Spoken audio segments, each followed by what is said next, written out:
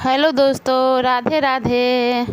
आज हम आप सभी को चतुर्दशी अनंत व्रत की कथा सुनाने जा रही हूँ दोस्तों, जो इस प्रकार है। प्राचीन काल में गंगा जी के तट पर धर्मराज युधिष्ठिर ने वीर जनासन को मारने के लिए रासूया यज्ञ का आयोजन किया।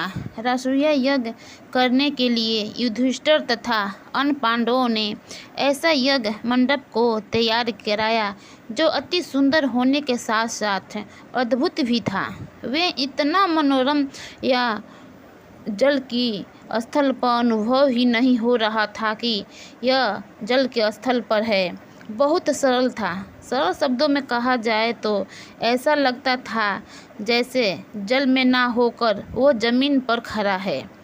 अद्भुत होने के कारण बहुत से लोग धोखा भी खा चुके थे। युधिष्ठिर रासूया यज्ञ के लिए कई बड़े बड़े राजा महाराजा को भी आमंत्रण किए थे।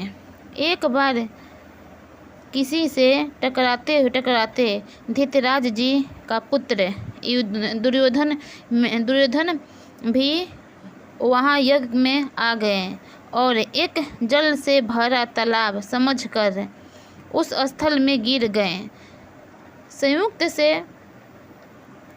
द्रौपदी अपनी दासियों के साथ वहाँ पर उपस्थित थी और दुर्योधन को गिरने की वजह से वो हंसने लगी और उसने हंसते हुए हा करते हुए मजाक उड़ाया और कहा, अंधा का संतान अंधा ही है, क्योंकि उनका पुत्र धृतराज जन्म से ही अंधे थे। द्रौपदी के इस हंसने की वजह को उसके दिल में गड़ गया। अपमान उसके दिल में ऐसे चुभ गया जैसे कि कांटा उसके हृदय को छूकर निकल गई। ऐसे हृदय में बाण की तरह चुभा और युद्ध में पांडवों को हराकर उसने बदला लिया। पराजित होने पर प्रतिज्ञा के अनुसार पांडवों को 12 वर्षों तक वनवास भोगना पड़ा, जहां पांडव अनेक प्रकार के कष्ट सहते हुए अपनी दुखी जीवन भी जी रहे थे। एक दिन भगवान श्री कृष्ण उनसे मिलने आए। तब पांडवों ने अपने सारे कष्ट के बारे में बताया, अपने दुखों से बचने का उपाय पूछा। तब श्री कृष्ण भगवान ने उपाय के बारे में कहा, हे युधिष्ठिर, तुम विधि पूर्वक अनंत भगवान का व्रत करो। इससे तुम्हारे समस्त दुख कष्ट दूर हो जाएंगे और तुम्हारा खोया हुआ राजपाट फिर से प्राप्त हो जाएगा। जब युधिष्ठिर ने इस अनंत चतुर्थी व्रत किए जाने वाले अनंत भगवान का महत्व पूछा, तब श्री कृष्ण कहते हैं, कृष्ण ने उन्हें एक कथा सुनाई जो कि अनंत व्रत रखने वाले सभी पुरुष को सुननी चाहिए, सभी मनुष्य को सुननी चाहिए, सभी बच्चे को, बड़े बूढ़े को सुनानी चाहिए। यदि कोई व्यक्ति व्रत ना कर पाए तो कभी कथा सुनकर फल प्राप्त कर लेना चाहिए। आइए कथा सुनिए। प्राचीन काल में सुमंत नाम का एक नेक तपस्वी ब्राह्मण रहता था, जिसकी पत्नी का नाम दीक्षा था। उसकी एक बेटी भी थी जिसका नाम सुशीला था। सुशीला जब बड़ी हुई तो उसकी माँ चल बसी, उनका देहांत हो गया। पत्नी के मरने के बाद पंडित बहुत दुखी रहते थे। पंडित ने सोचा कि मैं दूसरा विवाह कर लेता हूँ ताकि मेरी बेटी को कोई देखने वाला हो जाए। पंडित ने कर्कशा नाम की एक स्त्री से विवाह कर लिया। सौतेली माता कर्कशी सुशीला को पसंद नहीं करती थी। वो उसे तरह तरह के कष्ट प्रदान करती थी। वो बहुत उसे दुख देती थी, पूरा काम काज उसे करवाती थी। धीरे धीरे समय बीतता रहा। सुमंत को अपनी पुत्री सुशीला के विवाह का चिंता सताने लगा। वो बहुत दुखी रहने लगे कि मेरी पुत्री अब बड़ी हो गई है। धीरे धीरे समय बीतने लगा। कुछ दिन बीता। एक दिन की बात है, कुंडी ऋषि ब्राह्मण के घर आए और उन्होंने सुमंत से उनकी पुत्री सुखिया का हाथ मांगा। कुंडी ऋषि काफ़ी धन वाले ऋषि थे। उनके पास किसी चीज़ की कोई कमी नहीं थी।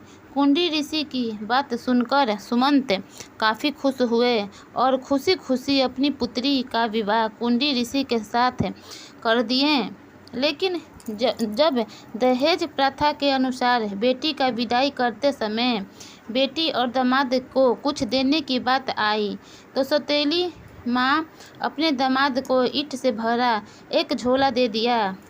सास के इस व्यवहार से कुंडी ऋषि बहुत दुखी हुए, लेकिन बिना कुछ कहे वहाँ से अपनी पत्नी सुखिया को लेकर चल दिए। परंतु रास्ते में ही रात हो गई। वे वहीं पर रुककर नदी के किनारे पाठ करने लगे, ध्यान लगाने लगे। तब सुखिया ने देखा उसी नदी के तट पर बहुत सी स्त्रियां सुंदर वस्त्र धारण करके किसी देवता का पूजा कर रही थी। सुखिया के पूछने पर सभी स्त्रियों ने उन्हें बताया अनंत नारायण भगवान की पूजा कर रहे हैं। इस पर सुखिया ने पूछा ये अनंत नारायण कौन है? तब उस में से एक स्त्री ने कहा विष्णु भगवान कृष्ण के ही एक रूप हैं, शेष काल से ही विद्यमान रहते हैं। यह सुन सुखिया ने पूछा इस व्रत की क्या नाम है? एक स्त्री ने बताया इस व्रत का नाम अनंत चतुर्दशी है। इसे करने से भगवान प्रसन्न होकर अन्न पुत्र धन देते हैं। सभी स्त्री और पुरुष की मनोकामना पूर्ण करते हैं। तब सुखिया भी प्रभावित होकर अनंत व्रत का अनुष्ठान किया। 14 पाठों वाला डोरा बांधकर ऋषि कुंडी के पास चली गई क्योंकि अनंत व्रत करने वाले को डोरा हाथ में धारण करना जरूरी होता है। कुंडी ऋषि ने सुखिया के हाथ में बंधे डोरा के बारे में पूछा। सुखिया ने उन्हें सारी बातें बताई, लेकिन ऋषि कुंडी को लगा सुखिया कोई ऐसा डोरा बांधी है जो उन्हें अपने वश में करना चाहती है।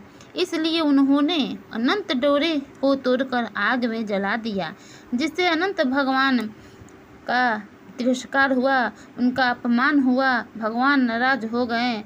परिणाम स्वरूप धीरे धीरे ऋषि कुंडी दुखी रहने लगे कि समस्त धन संपत्ति नष्ट हो गई, पूरी तरह दरिद्रता आ गई।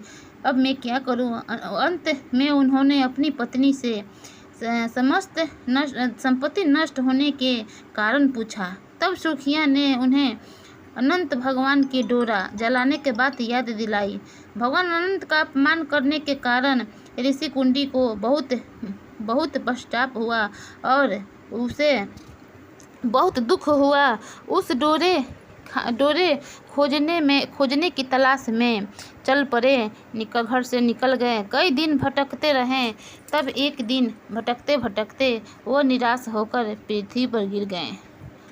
जब पृथ्वी पर गिर गए तब अनंत भगवान प्रकट हो गए और बोले हे ऋषि, तुमने मेरा तिरस्कार किया था, मेरा अपमान किया था, इससे तुम्हारी इतनी दुख भोगना पड़ा, जिससे तुम्हारा राजपाट नष्ट हो गया। अब तुमने पश्चाताप किया है, मैं तुमसे प्रसन्न हूँ।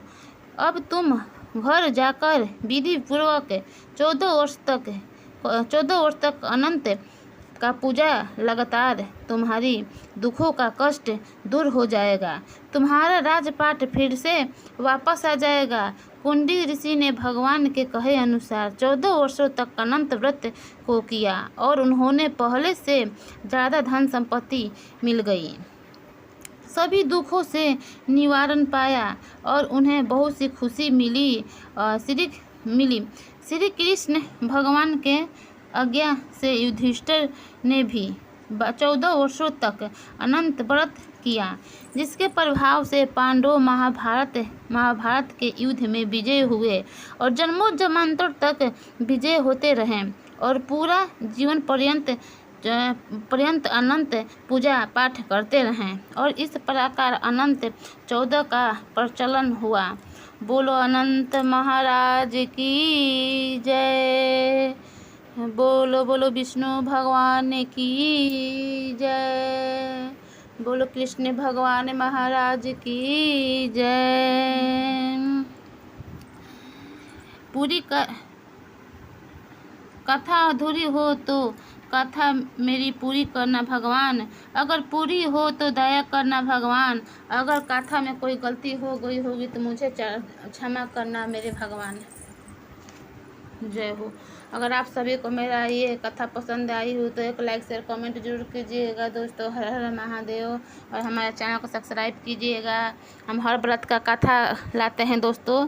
आप लोग को जिस व्रत का भी कथा चाहिए मेरे चैनल पर जाइए और आप लोग सुन सकते हैं। धन्यवाद।